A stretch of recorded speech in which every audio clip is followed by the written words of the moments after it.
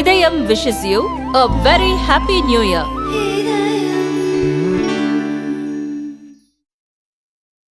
மற்றும் ஊடக நண்பர்களுக்கு அனைவருக்கும் என்னுடைய பணிவான வணக்கம். உங்கள் எல்லாருக்கும் புத்தாண்டு வாழ்த்துக்களையும் பொங்கல் வாழ்த்துக்களையும் தெரிவித்துக் கொள்ள விரும்புகிறேன்.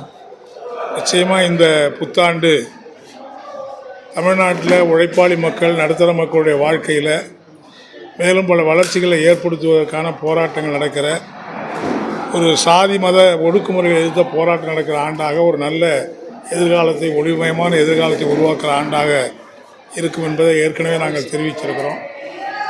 அந்த அடிப்படையில் மீண்டும் உங்களுக்கு புத்தாண்டு வாழ்த்துக்களை தெரிவித்து கொண்டு, மார்க்சிஸ்ட் கம்யூனிஸ்ட் கட்சியினுடைய அமைப்பு விதிப்படி ஒவ்வொரு 3 ஆண்டுகளுக்கு ஒரு முறை மாநாடுகள் நடத்துவது என்பது தீர்மானிக்கப்பட்டது. அந்த அடிப்படையில் கிளை மாநாடு துவங்கி அகில இந்தியா மாநாடு வரை 3 ஆண்டுகளுக்கு ஒரு முறை நடக்கும். இப்போ தமிழ்நாட்டில் கிட்டத்தட்ட 11,300 கிளை மாநாடுகள் நடைபெற்று ஒரு 459 இடைக்கமிட்டிகள் ஒன்றிய நகர மாநாடுகள்லாம் நடந்து ஒரு 41 மாவட்ட மாநாடுகள் நடந்து அதனுடைய உச்சகட்டமாக இப்போ எங்களுடைய கட்சியினுடைய 24வது மாநில மாநாடு விழுப்புரம் நகரத்தில் நாளை துவங்கி 5ஆம் தேதி மாலை வரை 3 நாட்கள் நடைபெற இருக்கிறது.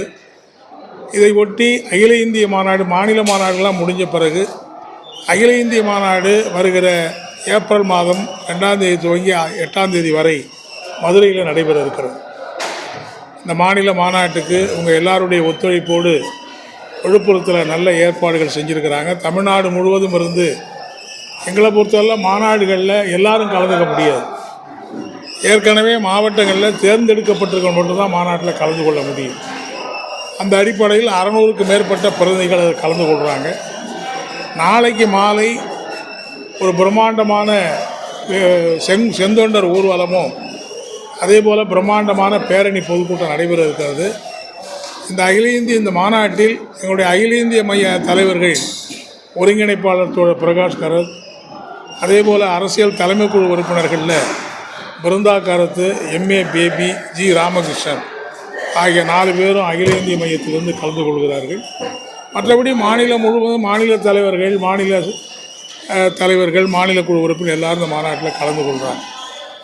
இந்த மாநாடு ஏற்கனவே தமிழ்நாட்டில் இருக்கிற பல்வேறு மக்களுடைய பிரச்சனைகளை பற்றி விவாதிக்கிற அதே நேரத்தில் எதிர்காலத்தில் தமிழ்நாட்டில் அரசியல் அணுகுமுறை எப்படி இருக்க வேண்டும், நம்முடைய அரசியல் பணி எப்படி முன்னேற வேண்டும் என்பதை வலியுறுத்தி இருக்கிறோம். குறிப்பாக இன்றைக்கு மத்திய அரசாங்கம் அனுதினமும் தொடுத்து வருகிற மாநிலங்கள் மீது தொடுத்து வருகிற பல்வேறு விதமான தாக்குதலை எதிர்த்து மாநில உரிமையை பாதுகாக்கிற, மாநிலங்களுக்கு நிதி ஒதுக்கீட்டை அதிகப்படுத்த, இயற்கை இடர்பாடுகளுக்கு முழு நிவாரணம் கொடுக்கிற, அதேபோல் தமிழ் மொழியை மத்தியில் தமிழ் மொழி உட்பட இதர மொழிகளை மத்தியில் ஆட்சி மொழி ஆக்குகிற, சென்னையில் உச்சநீதிமன்றத்தினுடைய கிளையை துவங்க உள்ளிட்ட மத்திய அரசினுடைய மோசமான மாநிலங்களையே ஒழித்து கட்டுகிற ஒரே நாடு ஒரே தேர்தல் நான் நிறையா சொல்லிக்கிட்டே போகலாம். அதே மாதிரி மத அடிப்படையில் சிறுபான்மை மக்களை குறிவைத்து தாக்கக்கூடிய அந்த இந்துத்துவ கோட்பாடை எதிர்த்து தமிழ்நாட்டில் ஒரு வலுமிக்க இயக்கத்தை நடத்துவது என்று நாங்கள் யோசிக்கிறோம். அதாவது தேர்தல் நேரத்தில் அந்த பாஜகவை வீழ்த்துவதற்கு மதசார்பற்ற கட்சிகள் இணைந்து நாங்கள் பணியாற்றிக்கிட்டு இருக்கிறோம். அதையும் தாண்டி கருத்தியல் ரீதியாக மக்கள் மத்தியில் இந்துத்துவ கோட்பாடை எதிர்த்து, அந்த பிஜேபியினுடைய கோட்பாடுகளை எதிர்த்து உறுதியான கருத்தியல் போராட்டத்தை நடத்துவது எப்படி, அந்த போராட்டம் தமிழ்நாட்டில் ஒரு வலுவாக நடக்கிறது இல்லை. ஆகவே அந்த போராட்டத்தை வலுவாக முன்னெடுப்பதற்கான வழிமுறைகளை இந்த மாநாடு யோசிக்க இருக்குது அப்படிங்கிறது நாங்கள் தெரியும். 2வது மிக முக்கியமான பிரச்சனை, இப்போ இந்தியா விடுதலை அடைந்து 75 ஆண்டு காலம் முடிந்துவிட்ட பிறகும் கூட இன்றைக்கி தமிழ்நாட்டு மக்களை பொறுத்தவரை நாளுக்கு நாள் வாழ்க்கை நெருக்கடிகளுக்கு தான் ஆளாகிக்கிட்டே இருக்குது.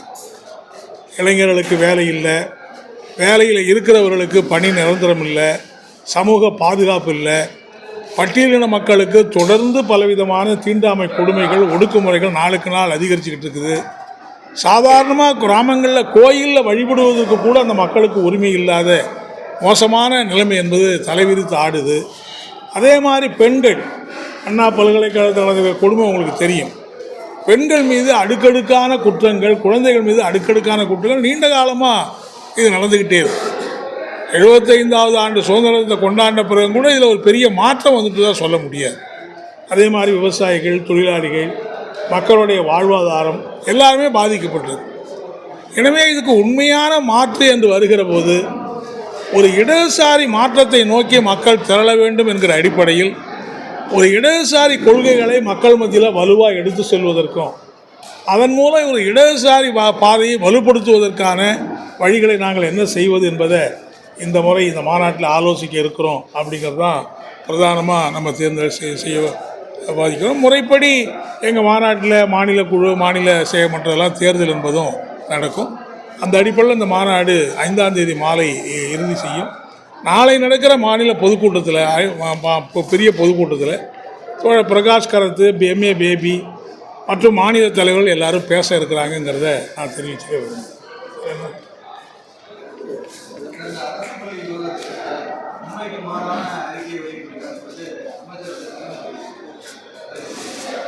அதாவது ஒரு பத்திரிக்கையில் வரக்கூடிய செய்தியை அடிப்படையாக வச்சு தான் நம்ம எந்த ஒரு அறிக்கையும் ரியாக்ஷனும் பண்ண வேண்டியது.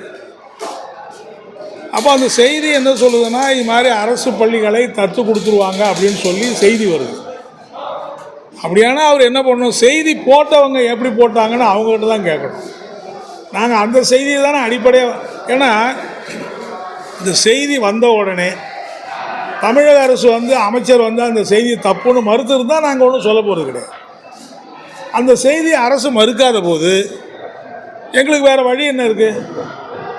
ஆகவே இன்றைக்கி நாங்கள் அது மாதிரி செய்யலைன்னு சொல்லுறாரு. ஓகே, நல்லது, நல்லது, வரவேற்கிறோம். ஆனால் அந்த செய்தி என்பது ரொம்ப அதிர்ச்சிக்குரிய செய்தியாக இருந்தது. அரசு பள்ளிகளை தனியார் நிர்வாகங்கள்கிட்ட தத்து கொடுப்பது என்கிற அமைச்சர் பேசினார் என்று பகிரங்கமாக செய்தி வந்திருக்கிறதும், அந்த செய்தி நேற்று மதியானம் வரைக்கும் தமிழக அரசோ அமைச்சர்களோ அதை பற்றி எந்த விதமான கருத்து சொல்லாத சூழ்நிலையில் நாங்கள் அதை அடிப்படையில் சொல்ல வேண்டும். அப்படி அவர் சொல்லாத செய்தியை வச்சுக்கிட்டு சொல்கிறாங்க அப்படின்னாக்கா, அவர் சொல்லாத செய்தியை போட்டவங்க பேரில் தானே அவர் இது பண்ணணும். அப்போயே அவர் நாங்கள் பேசாத ஏன் போட்டிருக்கீங்க அப்படின்னு அவர் கேட்டிருந்தாருன்னா, இந்த செய்தியை தப்புன்னு அவங்க ஒரு விளக்கம் சொல்லியிருந்தாங்கன்னா எங்களை மாதிரி இருக்கிறவங்களுக்கு பதில் சொல்ல வேண்டிய அவசியம் ஏற்பட்டுருக்கு. இப்போ அரசு தெளிவுபடுத்தியிருக்கு. நாங்கள் ஆனால் அதில் கூட என்னென்னா, தனியார் பள்ளிகள் அந்த மாதிரி பள்ளிக்கூடங்களுக்கு உதவி பண்ணுவதுங்கிறது கூட நல்லது தான். ஆனால் அது அந்த பள்ளிக்கூட நிர்வாகமே தீர்மானிக்கிறதுங்கிறதுக்கு பதிலாக அந்த பள்ளிக்கூடத்தில் கொடுக்க வேண்டிய பணத்தை கவர்மெண்ட்டு கலெக்டர்கிட்ட கொடுக்கட்டும். கலெக்டர் எந்த பள்ளி மோசமாக இருக்கோ அந்த பள்ளிக்கு அந்த பணத்தை ஒதுக்கட்டும். இப்படி அந்த நடைமுறையை அவங்க மாற்றிக்கலாம். அவங்க உதவி பண்ணுறதா நாங்கள் வேணான்னு சொல்லலை. ஆனால் இது அருங்கமை பள்ளிக்கூடத்தில் அப்படி பண்ணாங்கிறது படிப்படியாக அது தனியார் மையத்தை நோக்கி போயிடுமோங்கிற சந்தேகம் திரும்ப திரும்ப வரத்தான் செய்யும்.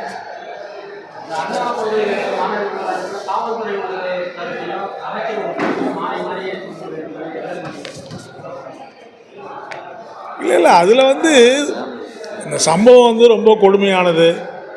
உண்மையிலேயே இதெல்லாம் இப்படியான சம்பவங்கள் தமிழ்நாட்டில் நடக்கிறது ரொம்ப தலைக்குனிவை ஏற்படுத்துது. அந்த சம்பவத்தில் ஈடுபட்டிருக்கிற குற்றவாளிகள் யாராக இருந்தாலும் கடுமையான தண்டனைக்கு உள்ளாக்கப்படணுங்கிறதுல யாருக்கும் மாற்று கருத்தே கிடையாது. எல்லாரும் கடுமையாக கண்டிச்சிருக்கிறோம். எங்களுடைய அமைப்புகள் கூட கண்டன ஆர்ப்பாட்டத்தில் நடத்தியிருக்காங்க. உண்மையாக கண்டிக்க வேண்டும். அதே மாதிரி அந்த எஃப்ஐஆர் வெளியிட்டதுங்கிறது அதை விட கொடுமையான குற்றச்சாட்டு. ஒரு பெண்ணுக்கு பாலியல் கொடுமை இழைப்பதை விட அந்த இழைத்த கொடுமையை பகிரங்கப்படுத்துவதற்கு பாருங்கள், அது அதை விட கொடுமையானது. சமூகத்துக்கு முன்னாடி பெரிய அவமானப்படுகிற நிலைமை என்பது தான் ஏற்படுது. எனவே அந்த கொடுமை வந்தபோது எல்லாருக்கும் அதிர்ச்சியாகுது. இப்போ என்ன சொல்கிறாங்க, அந்த மத்திய தகவல் முகமை இருக்குல்ல, அவங்ககிட்ட ஏற்பட்ட தொழில் கோளாறுனால தான் இது வெளியே போச்சுங்கிறாங்க. நாங்கள் கூட சொல்லியிருக்கோம் என்னென்னா, அப்படியானா ஏன் இதுக்கு முன்னாடி நடந்த எந்த சம்பவமும் வெளியே வரல? இதுக்கு முன்னாடி பாலியல் வழக்கு பலது போட்டிருக்காங்கல்ல, உங்களுக்கு தொழில் கோளாறு அதிலெல்லாம் ஏன் வரல? அப்போ இதில் மட்டும் தொழில் கோளாறு வந்திருக்குன்னா அப்போ செலக்ட் பண்ணி இதை மட்டும் நீங்கள் வெளியிட்டீங்களா, கோளாறு ஏற்படுத்துனீங்களா? ஆகவே தான் நாங்கள் என்ன சொல்கிறோம்னா, அந்த மத்திய தகவல் முகமையின் மீது கூட தமிழ்நாடு அரசு விசாரணை நடத்த வேண்டும் என்று நாங்கள் வற்புறுத்திடுவோம். எனவே எங்களை பொறுத்தவரையில் அது அந்த சம்பவம் வன்மையான கண்டனத்துக்குரியது. அதுக்கான எதிர்காலத்தில் இந்த மாதிரி சம்பவம் நடக்காமல் பாதுகாக்க வேண்டிய பொறுப்பு அரசுக்கு இருக்குங்கிறத நாங்கள் சொல்லியிருக்கோம். இல்லை, இது வரைக்கும் சம்பவத்தை பார்க்குற போது அரசு வந்து காவல்துறை நியாயமாக நடந்துக்க மாதிரி தான் தெரியுது. ஏன்னா அடுத்த சில மணி நேரங்கள்லேயே அந்த குற்றவாளியை கண்டுபிடிச்சி கைது பண்ணியிருக்காங்க, கைது பண்ணி ரிமாண்ட் பண்ணியிருக்காங்க. ஸோ இதுக்கு மேலே காவல்துறை என்ன செய்ய முடியுங்கிற கேள்வி இருக்குல்ல.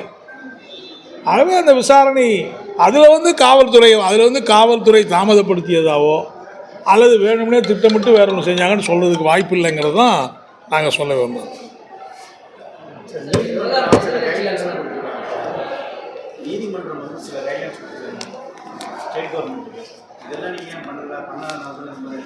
இல்லை, அதெல்லாம் கண்டிப்பாக கரெக்டு. அதாவது அண்ணா பல்கலைக்கழகத்திலே நீங்கள் பார்த்தீங்கன்னா துணைவேந்தர் இல்லை. இந்த துணைவேந்தர் இல்லாததுக்கு யார் காரணம்? துணைவேந்தர் அமைப்பதற்கு சர்ச்சு கமிட்டி போட்டாலே அந்த சர்ச்சு கமிட்டியை கவர்னர் ஏற்றுக்க மாட்டேங்கிறாரு. அவர் தான் விரும்புகிற யூஜிசி ஆளை ஒருத்தரை போடுன்னு சட்டத்துக்கு புறம்பாக சொல்கிறாரு. இப்படி பல்கலைக்கழகத்துக்கான அது உயர்மட்ட அதிகாரி துணைவேந்தர் இல்லைன்னா அந்த பல்கலைக்கழகத்தில் யார் பொறுப்படுத்திக்கிட்டு இதெல்லாம் செய்வார்? எல்லாமே எதையும் செய்ய முடியாத நிலைமை தானே வருது. துணைவேந்தர் இருந்தால் கூட இந்த மாதிரி அவங்க தொலைநோக்கு இந்த கட்டுப்பாடுகள் போட்டிருப்பாங்கன்னு தெரியல. நிச்சயமாக வந்து உயர்நீதிமன்றத்தினுடைய அந்த கட்டுப்பாடுகள் கல்வி நிலையங்களில் அமுல்படுத்தணும். பட் என்னுடைய இது வந்து இன்றைக்கி நடந்திருக்கிற சம்பவத்தில் கொஞ்சம் இது இருக்குன்னா உடனடியாக நிர்வாகம் தலையில்லை, உடனடியாக நிர்வாகம் புகார் கொடுக்கல போன்றது இருக்குன்னா அது காரணம் கவர்னர் தான். ஏன்னா துணைவேந்தர் போடணும்னு சொன்னாலும் போட விட மாட்டேங்கிறாரு. அப்புறம் எப்படி பல்கலைக்கழகம் இது ஒரு சம்பவம். இன்னும் பல்கலைக்கழகத்துக்குள்ளே இருக்கிற கல்வி சம்பந்தமான இன்னும் என்னென்ன கோளாறு இருக்குன்னு நமக்கு தெரியாது துணைவேந்தர் இல்லாத காரணத்தினால். அதுக்கெல்லாம் கவர்னர் தானே காரணமாக இருக்கார், ஒன்றிய அரசு தானே காரணமாக இருக்கார். அண்ணாமலையே அதையெல்லாம் கேட்க மாட்டேங்கிறாரு, புரிய மாட்டேங்குது. அது கவர்னர் எது செஞ்சாலும் அவருக்கு வேத வாக்கா இருக்கு.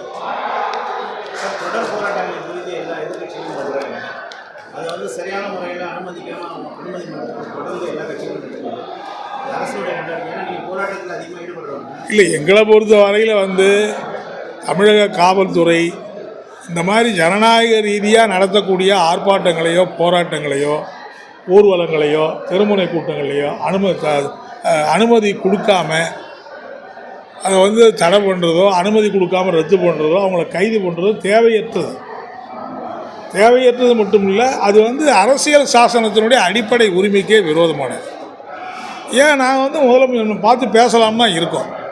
இந்த மாதிரி ஒரு கிராமத்தில் பட்டா கேட்டு ஒரு இயக்கம் நடத்துகிறாங்க. அதில் போய் அந்த பட்டா கேட்டு இயக்கம் நடத்துறவங்கள கைது பண்ணல என்ன நியாயம் இருக்குது?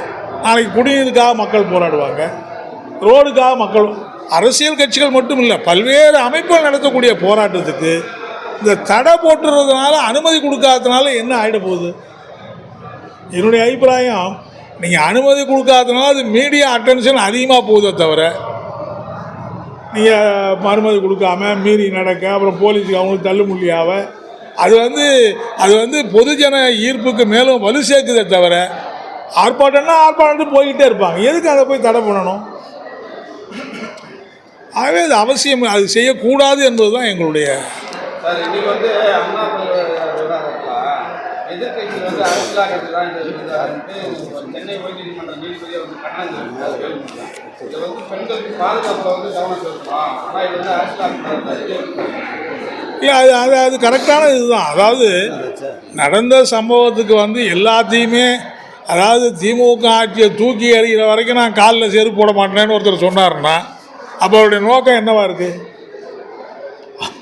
அவர் திமுக ஆட்சி தான் அவருக்கு பிரச்சனையாக இருக்குதே தவிர இந்த சம்பவம் அவருக்கு பிரச்சனையாக இல்லைல்ல.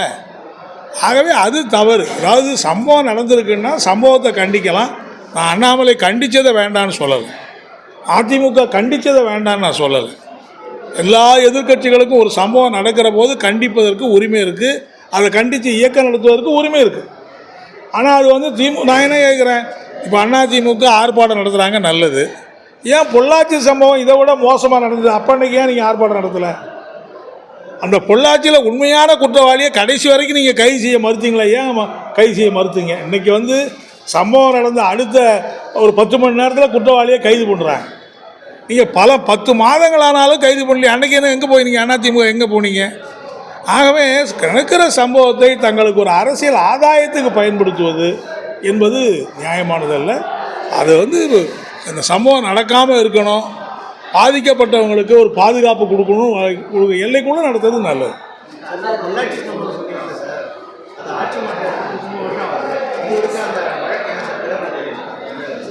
இல்லையே, வழக்கு விசாரணை நடந்தது. அதாவது வழக்கு விசாரணை நடந்துக்கிட்டு தாங்க இருக்குது. நீங்கள் இன்றைக்கி இருக்கிற முறையில் சில வழக்குகள் 10 வருஷம் 15 வருஷம் கூட நடக்குது. இது எல்லாத்துக்கும் நீதிமன்றத்தில் நடக்கிற வழக்கெல்லாம் தாமதமாகிறதுக்கு யாரை போய் நம்ம சொல்ல முடியும்? அவங்க இந்த கோர்ட்டில் ஒன்று போடுறாங்க, ஹைகோர்ட்டில் ஒன்று போடுறாங்க, சுப்ரீம் கோர்ட்டில் ஒன்று போடுறாங்க, அது முடிஞ்ச உடனே இன்னொரு ஆளை வச்சு திரும்பியும் போடுறாங்க. இப்படி வழக்கை டிலே பண்ணிட்டு போகிறதுங்கிறது குற்றவாளிகள் தப்பித்து கொள்வதற்கு வழி செய்யுது. ஆனால் இதை யாரும் திட்டமிட்டு அரசு தாமதப்படுத்துன்னு சொல்ல முடியாது.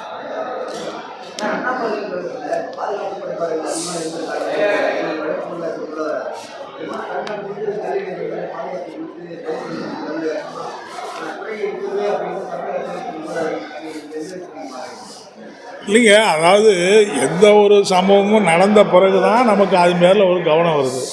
இப்போ எல்லா பல்கலைக்கழகங்கள் எல்லா கல்லூரிகள்லையும் எல்லோரும் போகிறாங்க, எல்லோரும் தான் வராங்க. ஒரு சம்பவம் நடந்த பிறகு தானே அதுக்கு மேலே சரி இது மாதிரி நடக்கக்கூடாது, அதில் ஒரு எச்சரிக்கை உணர்வோடு செயல்படணுங்கிறது எப்போ வருது? ஒரு சம்பவம் நடந்த பிறகு வருது. ஆகவே இது காலங்காலமாக இப்படி தான் பல்கலைக்கழகங்களில் மாணவர்கள் போகிறது மற்றவர்கள் போகிறதெல்லாம் இருக்க தான் செய்யுது. அண்ணாமலை பல்கலைக்கழகத்தில் போங்க, யார் போகிறாங்க யார் வராங்கன்னு நமக்கு தெரியுமா? ஒரு பக்கத்தில் இருக்க தெரியாது. ஆகவே ஒரு சம்பவம் நடந்த பிறகு சரி இது மாதிரி ஒரு எல்லோரும் போய் எல்லோரும் வர்றதில் இப்படி ஒரு சம்பவம் நடக்கிறதுக்கு ஒரு வழி ஏற்பட்டுருது, அந்த வாய்ப்பை என்னமோ கொடுக்கக்கூடாதுங்கிற போல சில கட்டுப்பாடுகளை அவங்க போடணும். அப்படி தான் அதை பார்க்கணும்.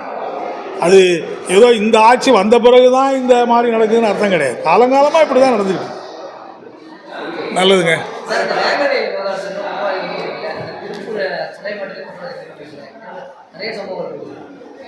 திருச்சியில் நம்ம இவருடைய கொலை வழக்கு கூட இன்னும் கண்டுபிடிக்கலாம். இல்லை திருச்சியில் நம்ம ராமஜெயத்துடைய கொலை வழக்கில் கூட இன்னும் சிபிஐயே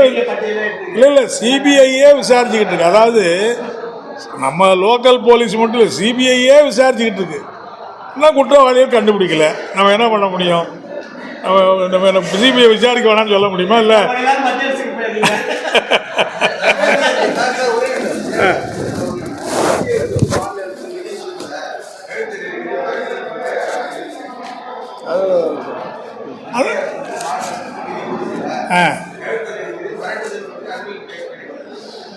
இல்லை, அது எல்லாருமே யதார்த்தமான. இப்போ இவ்வளோ பெரிய இயற்கை இடர்பாடு புயல் வந்தபோது இன்னைய வரைக்கும் ஒரு பைசா தர மறுக்கிறாங்களே. பெஞ்சால் புயலுக்கு அதுக்கு முன்னாடி 3 வருஷமாக நடந்திருக்கிற இப்போ விழுப்புரத்தில் இவ்வளோ பெரிய வெள்ளம் என்னைக்காவது வந்துதா? என்ன மத்திய அரசு உதவி இருக்குது? அப்போது ஒரு மாநில அரசு ஏற்கனவே நிதி நெருக்கடியில் இருக்கிற போது ஒரு இயற்கை இடர்பாடு வந்தால் அதை ஈடு கொடுக்குற வேலையை மத்திய அரசு செய்யணும். இல்லை, அது செய்யாமல் அந்த மக்களை பழி வாங்கிறது எப்படி? அதைத்தான் அமைச்சர் சொல்கிறாரு, அதுதான் எல்லாரும் சொல்கிறான். இன்றைக்கி மத்திய அரசு ஒரு பாரபட்சமாக நடக்குது. நீங்கள் அங்கே இதில் கொண்டு போய் பாலம் கட்டுறதுக்கு 2500 கோடி ரூபாய் ஒதுக்குறீங்க உத்தரப்பிரதேசத்தில். ஏன் தமிழ்நாட்டில் இவ்வளோ பெரிய வெள்ளம் பல பாலங்கள் அடிச்சுட்டு போயிருக்க, ஏன் நீங்கள் கொடுக்க மாட்டேங்கிறீங்க? எவ்வளோ விவசாயத்துக்கு நஷ்டம் வந்திருக்கு. அதெல்லாம் ஈடுபடுத்த வேண்டிய பொறுப்பு மத்திய சர்க்காருக்கு இருக்குது. அதில் இதுவரைக்கும் கொடுத்துட்டு தானே இருந்தாங்க. மோடி அரசாங்கம் வர்றதுக்கு முன்னாடி வரைக்கும் ஒரு இயற்கை இடர்பாடு ஏற்பட்டால் மத்திய சர்க்கார் பணம் கொடுத்துக்கிட்டு தான் இருந்தது. நம்ம கேட்குற அளவு கொடுக்கலங்கிறது வேறு விஷயம். அதில் ஒன்றுக்கு காலாவது கொடுத்தாங்கல்ல, ஏன் இந்த அரசு கொடுக்க மாட்டேங்கிறது தான் கேள்வி. எனவே அமைச்சர் மட்டும் இல்லை, எல்லாருமே அதுதான் நாங்கள் வற்புறுத்து.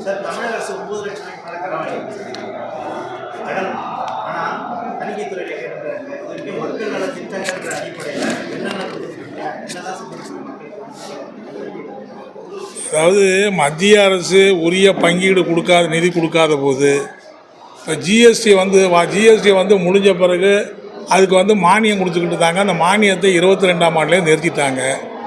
பல திட்டங்களுக்கு ஒதுக்க வேண்டிய நிதியை மத்திய சர்க்கு ஒதுக்கலை. கல்விக்கு 2466 கோடி ரூபா கொடுக்கணும்.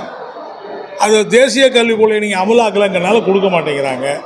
அதனால் தமிழ்நாடு அரசாங்கம் பள்ளிக்கூடத்தை மூடிட முடியாது, ஆசிரியர்களுக்கு சம்பளம் இல்லைன்னு சொல்ல முடியாது. எனவே இதையெல்லாம் அரசாங்கம் கடன் வாங்கி தான் கொடுக்க வேண்டிய கட்டாயம் வருது. அப்போ கடன் வாங்க வேண்டிய கட்டாயம் ஏன் வருது? மத்திய சர்க்கார் கொடுக்க வேண்டிய பணத்தை கொடுக்காத போது மாநில அரசு திடீர்னு மாநில அரசு மக்கள் வேறு வருமானத்தை தாங்களே உருவாக்கவும் முடியாது. எனவே மத்திய அரசாங்கத்தினுடைய இந்த பாரபட்சமான போக்கு தான் தமிழக அரசு கடன் வாங்குவதற்கும் தன்னுடைய திட்டங்களை நிறைவேற்ற முடியாமல் சிரமப்படுவதற்கும் முக்கியமான காரணமாக இருக்குது. ஆகவே கடன் வாங்கி செய்யலைன்னா அதையும் செய்யலைன்னா பள்ளிக்கூடத்தை மூடி தான் ஆகணும், பல திட்டங்கள் நிறுத்தி தான் ஆகணும். எனவே அது வேறு வழியே இல்லை, கடன் வாங்குவதை தவிர வேறு வழி இல்லைங்கிறது தான் யதார்த்தமான உண்மை.